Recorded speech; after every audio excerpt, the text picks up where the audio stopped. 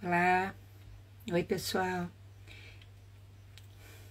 Então, resolvi fazer esse bate-papo em função do que aconteceu ontem, né? Toda segunda-feira na Terra de Rudá, no Tornar-se Presente, nós fazemos uma meditação. E ontem nós fizemos a meditação, mas tivemos muitos problemas com a internet. Toda hora caía aqui a live meditativa. Nós tivemos que voltar acho que 3 vezes e o pessoal todo voltou, mas eu recebi uns pedidos para que eu tentasse gravar, vamos dizer assim, a parte da conversa que ficou toda intercalada. A primeira parte que eu falei ontem, inclusive, a gente perdeu. Então eu estou voltando aqui para fazer isso. Vou deixar salvo aqui no Instagram da Terra de Rudá, e aí quem quiser pode ver de novo, ou ver depois, tendo em vista que o assunto que eu vou falar diz respeito a toda essa nossa semana, né? Então, nós vamos ver que o céu astrológico de ontem, segunda-feira, dia 11 de março, né?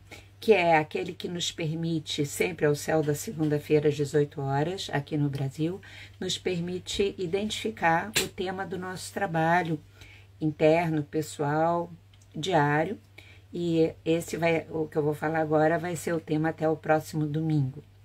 Então, esse céu astrológico ontem às 18 horas estava assim: o Marte em conjunção com a Vênus em Aquário, o Sol em conjunção com Netuno em Peixes, e havia um estélio em Peixes também. Quer dizer, muitos planetas em Peixes. A energia pisciana estava e continua estando bastante forte.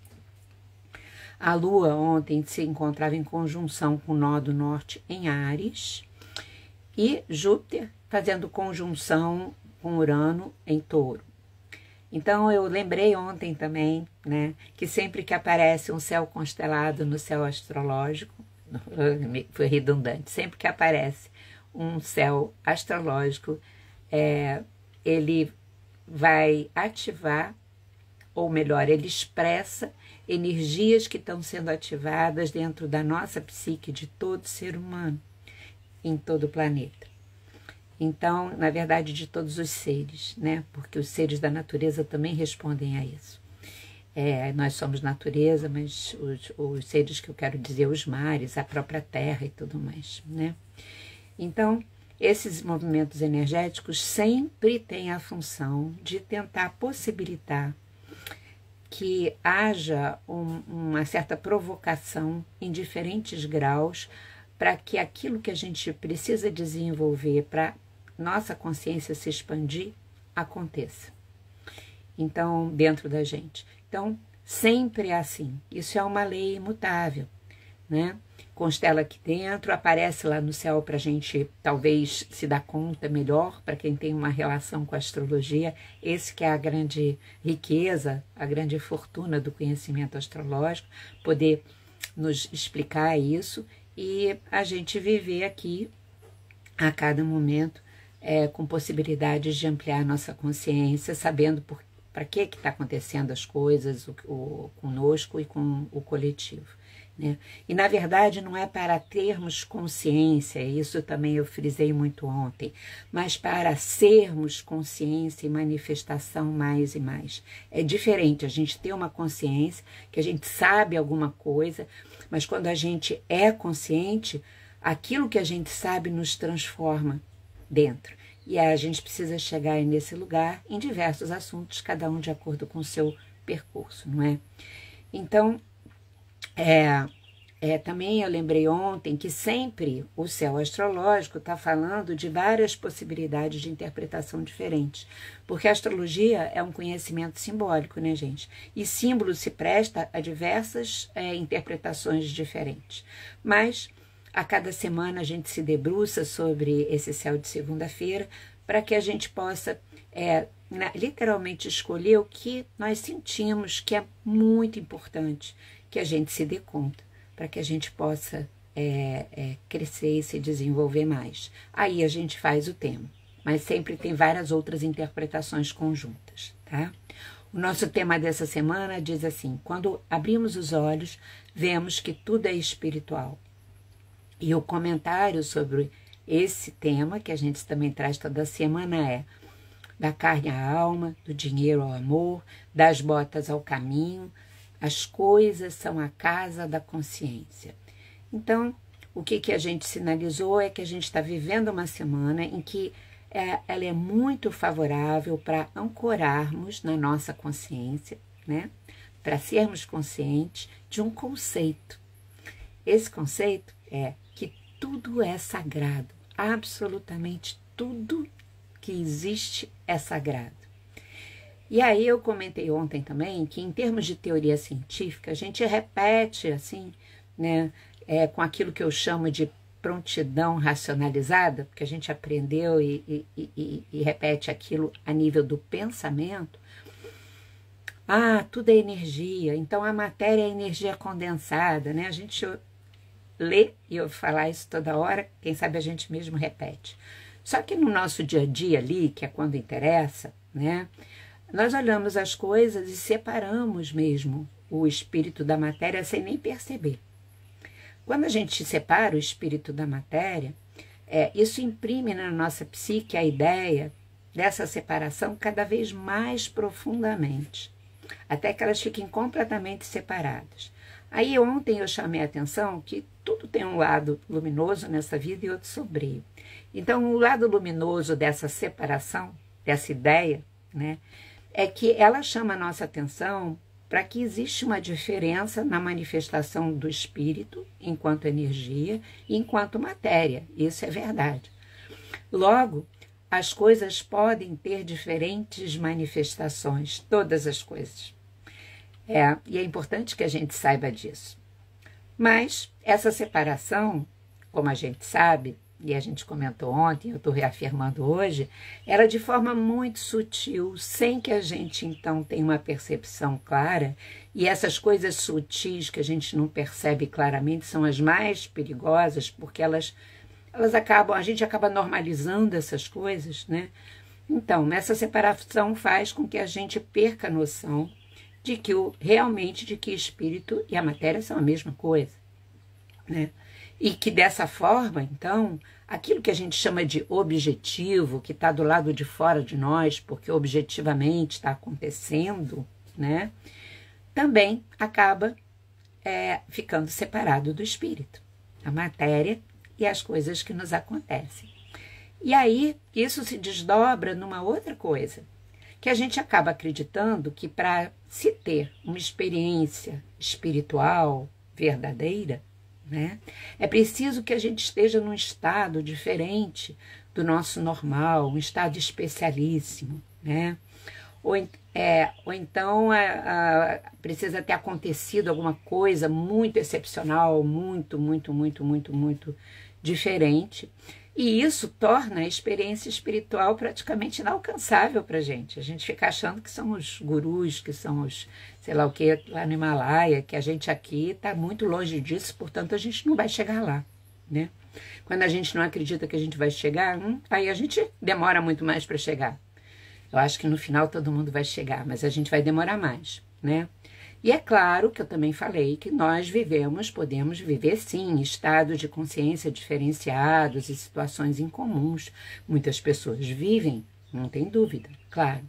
Agora, o que é extremamente perigoso, que eu chamei a atenção ontem, é que é para aquilo que a gente deve estar sempre atento em observação, é que essa separatividade pode nos fazer acreditar, então, que a vida espiritual e a vida material e objetiva são coisas diferentes, e que a espiritual está na alma e não está, por exemplo, como eu dei ontem e vou dar agora de novo, no nosso corpo físico. A consequência dramática disso a gente conhece muito bem. É acreditar que, por exemplo, o sexo e o prazer são situações separadas da experiência espiritual, aliás, como muitas religiões o fazem, né? Então a gente acaba com isso negando o óbvio. A gente sempre conversa isso na Terra de Rudá, e eu achei que ontem devia repetir, agora vou repetir agora de novo. Sexo e prazer, gente, são forças da vida na sua abundância. É o que a gente chama de libido, que a libido tem diversas maneiras de se manifestar, entre elas sexo e prazer. E essas forças de sexo e prazer nos mantêm vivos, pulsantes, amantes da vida, e não como zumbis, porque zumbi é, né, teleguiado facilmente por outros, né? Então, a gente sempre lembrar que no momento do orgasmo, qualquer pessoa experimenta a sua própria dissolução no todo. Naquele instantinho, ninguém se lembra quem é, quem eu sou, né? A gente vive um arreamento do nosso ego, né? E, assim, o senso de eu, como eu disse, ele desaparece, ele se dilui totalmente por um instante. Isso acontece, inclusive, no orgasmo da masturbação, em qualquer experiência sexual. E isso é uma experiência espiritual, de diluição no todo, né? Assim como o prazer físico ou de outra origem qualquer, que não seja só física, ele tem uma função maravilhosa, que é nos relembrar o estado de unidade. O prazer acontece porque nós sentimos que naquele instante que a gente está vivendo aquilo, que está nos dando tanto prazer, nós nos sentimos completos, não nos falta nada. Mesmo para quem na hora que está vivendo o prazer não esteja pensando em nada disso. Mas lá nas profundezas está sendo registrado. E quando nós fazemos coisas que ressoam com a nossa essência, pequenas ou grandes coisas, claro que o prazer é muito maior, né? Porque essa sensação de completude, ela realmente está se dando ali, né? E todos nós, a gente precisa então saber esses segredos que estão por debaixo das experiências que a gente vive. A gente precisa saber que é assim, né? Porque isso fica escondido. Quem é que ensina isso pra gente? Né? O prazer está a serviço da vida inteira, não pela metade, que eu adoro essa frase, né? Então, da nossa vida, né, completa, inteira. Então, o prazer está a serviço disso, seja para relembrar que nós podemos sim ter uma vida una, ou seja, como o prazer como consequência de nós termos avançado na conquista dessa vida una, né? Agora, como sempre, a maioria das pessoas não vive com essa consciência, por isso que eu estou vindo conversar aqui. E estou insistindo nisso, né? Porque vê como é difícil. Ontem, forças fizeram uma tentativa grande de apagamento dessa conversa, né? Então, eu venho de novo, né? Eu chamo o meu Saturno. Bom, que é a persistência, né? Então, a transa, né? Para a maior parte das pessoas, é a transa do corpo separada do espírito e ponto, a gente sabe disso, como se isso fosse possível. A distorção é tão grande porque a gente aceita como uma verdade, e por isso o sexo é ligado a coisa errada e pecaminosa, né? Como se fosse possível, a gente aceita barbaridades, separar, sabe, o corpo do espírito, assim, sabe? Então, infelizmente, ainda grande parte da humanidade vive assim, e a gente precisa se perguntar a quem se interessa vivermos nessa redução. Também é importante a gente parar e falar, nossa, sabe, a quem interessa isso? Sabe, interessa para mim viver nessa redução? Interessa para minha família, para os meus filhos, para os meus amigos, enfim, para né, para as pessoas no nosso entorno, né? Já o dinheiro, eu também trouxe essa conversa ontem, porque ele é coisa para nos colocar à prova o tempo inteirinho. Como a gente lida com o dinheiro e com os bens materiais? É uma prova isso, é um teste. Por quê? O dinheiro e os bens materiais fazem aflorar os nossos medos, as nossas inseguranças. A avareza é uma consequência de um medo muito enorme da escassez, né? Os desejos de poder como compensações emocionais porque não sentimos que temos valor de fato. Então, quanta gente precisa ter um monte de coisa para mostrar que é importante, tem valor, se sente admirado e amado. O dinheiro serve, então, para comprarmos o amor e a admiração? É isso? O dinheiro também vai... Ih, um bichinho aqui. Voa na frente. O dinheiro expõe a nossa generosidade ou a nossa avareza. Expõe a nossa ética, né? O nosso senso espontâneo de responsabilidade com os outros e com o entorno. Inclusive, eu comentei ontem, o salário que a gente paga para as pessoas que trabalham com a gente, ou na nossa empresa, ou na nossa casa, vai estar revelando aí coisas sobre nós, né? Então, o dinheiro revela como amamos a nós mesmos e aos outros, gente. Ele é um grande revelador. E, novamente, a quem interessa nós vivermos sem perceber isso? A quem interessa que a gente não se dê conta de nada dessas coisas, né? Bom, eu acho que sempre precisa relembrar, né, parte do texto, porque eu vou falando, acaba que o texto lá do trabalho da semana fica meio perdido, então eu vou dar uma lidinha aqui nele novamente, só para a gente relembrar, vou falar nele, né? Então, eu vou falar do comentário, né, que é: da carne à alma, do dinheiro ao amor, das botas ao caminho, as coisas são a casa da consciência.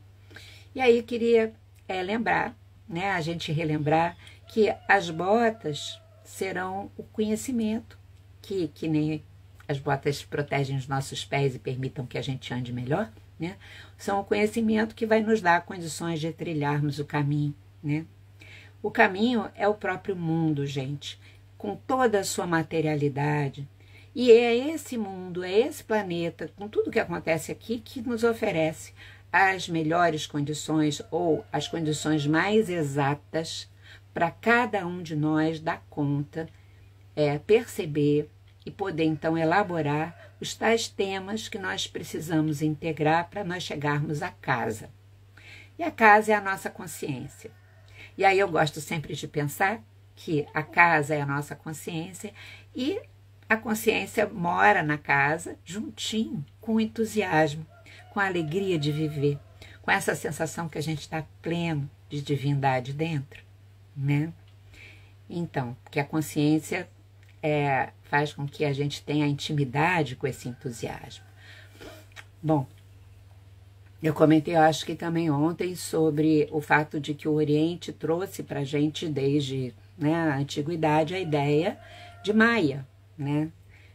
E que hoje, contemporaneamente, a gente fala, comunica sobre Maia usando uma outra palavra, né? Relacionada com os nossos tempos. A gente diz que a situação que a gente vive aqui é uma situação holográfica, né? E, assim, a gente ouve isso e precisa refletir, né? Eu tenho a percepção de que essas afirmações, elas tentam nos fazer ter a certeza de que aquilo que a gente vive aqui não é a nossa realidade última, embora seja sagrada, mas não é a realidade última, né? No sentido de que a gente chegou num lugar, né? No entanto, aqui é o caminho. Por isso o mundo é o caminho necessário para retornarmos à nossa realidade última de reconexão com o todo, que é a consciência, que é a casa, né?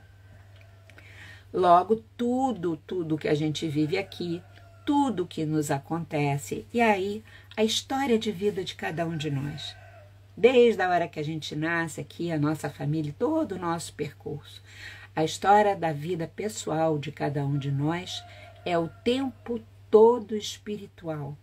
A gente vai escovar o dente, a gente vai fazer qualquer coisa. Isso é uma experiência espiritual, através da objetividade ou da materialidade.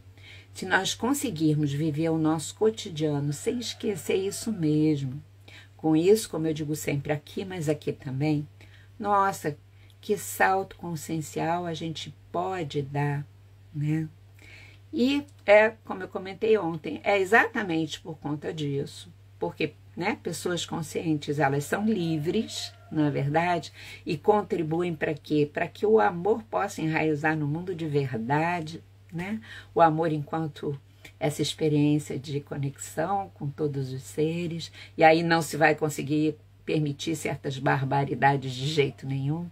Então, tem uma galera aí que não quer que haja esse desenvolvimento consciencial. Essa galera são seres humanos aqui, e são seres também de outras esferas, de outras dimensões, enfim, que fazem parte do lado sombrio da existência, que ele existe também, né? Do mundo e fora dele, né? Só que eu aproveitei ontem para chamar a atenção uma coisa que eu estou sempre refletindo, sabe? Que é o fato de que existem muitas pessoas muito legais, pessoas boas, de intenção verdadeira, que tentam investir no seu desenvolvimento de consciência, no seu desenvolvimento, enfim, do ser, de verdade. Mas eu tenho ouvido cada vez mais algumas dessas pessoas ficarem repetindo que não aguentam mais ficar aqui no planeta, que aqui é tudo muito horroroso, né? E que outras coisas assim, e que precisa ir embora daqui logo. E ontem eu quis muito aproveitar, e estou aproveitando agora, para a gente não cair nessa, de jeito nenhum. Se a gente sabe que aqui é o caminho, né? Então, a gente precisa, até usei uma expressão assim, nós precisamos pegar essa energia pisciana tão forte e viver o que faz parte da energia pisciana, que é uma certa humildade, é um dos aspectos, não é o único também, né? Mas a humildade pisciana e aceitar, né, que se eu estou aqui, se vocês estão aqui, todo mundo que está aqui, é porque a gente precisa estar para chegar na casa.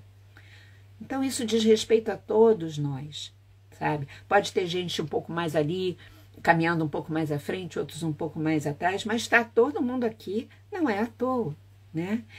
Mas nós temos direito de chegar a essa casa.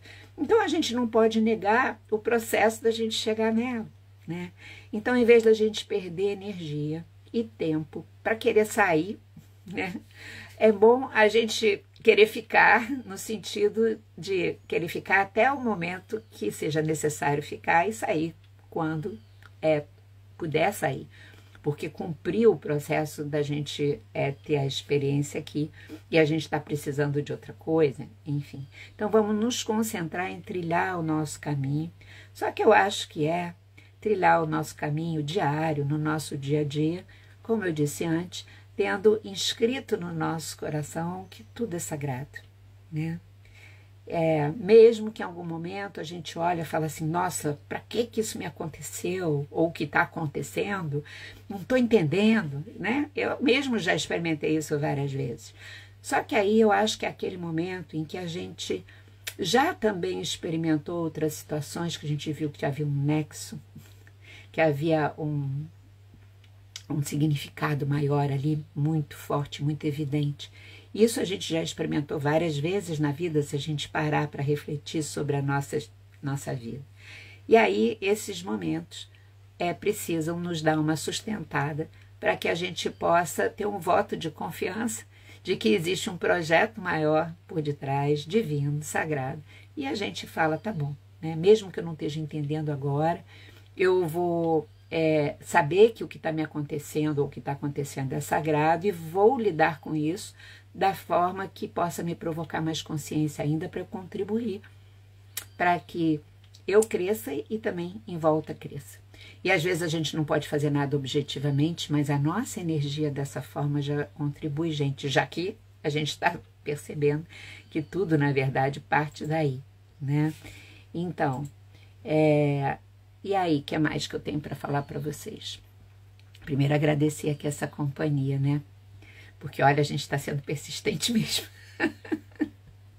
E é isso, nesse momento, sabe? Nesse ano de 2024, a persistência, sabe? A persistência que não significa rigidez, mas é de um Saturno em peixes, exatamente, ele quer dizer isso, sabe? Na sua luz e da gente, né, ficar ali e sem ser rígido, mas a gente não abrir mão daquilo que a gente deve, né? Bom, aí eu comentei também do calendário da luz, que é aquilo que a gente também já sabe, que luz possui códigos, possui informações que nos chegam através dela. E que o I Ching é uma coisa maravilhosa para a gente decodificar essa luz, e que nós da Terra de Rudá fizemos um calendário, então, baseado no I Ching, né? E que o hexagrama dessa semana é água sobre água. E o texto diz assim, né, relembrar, quando o indivíduo está em perigo, não deve tentar escapar de qualquer maneira, sair correndo. Ao início, essa pessoa que está em perigo deve se contentar que o perigo não a vença. Isso já é uma grande vitória. E muitas vezes a gente tem que saber disso nas situações que a gente vive. Depois, pequenas vitórias são bem-vindas, já que não é tempo de se obter grandes sucessos, né? E aí, a minha percepção foi que, mais uma vez, o I Ching estabelece uma conexão muito grande com o céu astrológico, que, como eu disse antes, está muito pisciano. No domingo, a gente teve a lua em peixes, que também agregou mais peixes. Peixes é o último signo de água, né? E, então, a gente saber que esse hexagrama do I Ching, ele é relacionado com a ideia de perigo. O I Ching entende, sabe, primeiro ele entende sempre que os excessos a gente deve tomar cuidado, e não só ele, é verdade, né? Tudo que é desmesurado a gente tem que tomar cuidado. Bom, mas o excesso de água gera uma probabilidade maior que aspectos sombrios daquilo que acaba ressoando com a água, os aspectos sombrios da água possam se manifestar em nós e no todo, né? E aí, acho que a gente tem alguns exemplos, né, desses aspectos sombrios. Essa semana a gente tem uma tendência, no nível pessoal e coletivo, a transbordamentos emocionais. Há algumas pessoas, né, poderem enlouquecer com mais facilidade, digamos assim, fazerem coisas completamente inusitadas, sem serem coisas criativas, né? A falta de discernimento pode campear. Então, por isso, as confusões, os mal-entendidos ficam mais aflorados, sabe? Então, a gente tem que ter, por isso, muita calma, como diz o texto do I Ching. Tem uma possibilidade muito maior das mentiras, das fofocas, das distorções, da gente falar uma coisa, a pessoa entender outra, e a pessoa falar com a gente uma coisa, a gente entender outra, e isso gerar a tal da confusão, né? Então, as manipulações, sabe, as coisas por debaixo dos panos, né? Também muito cuidado com o álcool, as drogas, os efeitos disso que nos tira da realidade, ficam mais exacerbados. A tendência ao escapismo, então a gente, voltar, né? Nossa, estou me dispersando, estou escapando do quê? Deixa eu voltar, a gente fica mais a tendência à dispersão, né? E a gente tem até na natureza as águas poderem se revoltar, sejam as águas dos oceanos, dos mares, sejam as chuvas, que já estavam há algum tempo, porque a gente já vem também, sabe, né, com Netuno em peixes, que já era por si só, sozinho, uma coisa de falar dessas águas revoltas, que a gente volta e meia já vem comentando há um bocado de tempo. Então, é um tempo não da gente ficar com medo, mas saber lidar. As coisas em si, elas se tornam complicadas quando a gente não sabe lidar, quando a gente nega as coisas. Então, esse é um período da gente ir devagar, da gente priorizar o trabalho interno em vez das coisas externas. Logo, é um período ótimo, gente, para a gente sonhar, que é uma coisa tão interditada. Sonhar não como escapismo da realidade, mas sonhar no que a gente quer transformar a nossa realidade, como a gente pode fazer isso, para então fazer um pouquinho mais na frente, para que aquilo que a gente sonhou possa se tornar realidade. A gente tem vivido, eu acho, principalmente da pandemia para cá, uma coisa da interdição do sonho. Já vinha antes, mas aumentou. Então, da gente recuperar essa dimensão do nosso sonho maravilhoso e inspirador, sabe, da renovação em nós, do amor em nós, enfim, sabe, de tudo que a gente precisa. E aí, para a gente se realizar mais e mais, né? A gente vai precisar essa semana lidar com muita calma com os desafios externos, né? Sem ficar esperando grandes resultados. E se os resultados não vierem, desabarem, a gente respira fundo, a gente procura entender aquilo. O sucesso virá no tempo certo. É isso que está encerrado nessa sabedoria do I Ching. Mas ele virá no tempo certo, até por o perigo ter sido vivido como ele deve ser vivido, né? Com o cuidado e, sobretudo, a gente aí nesse contexto entender que o perigo também é espiritual, sempre, sempre, né? E por isso a gente lidar com ele como deve ser lidado.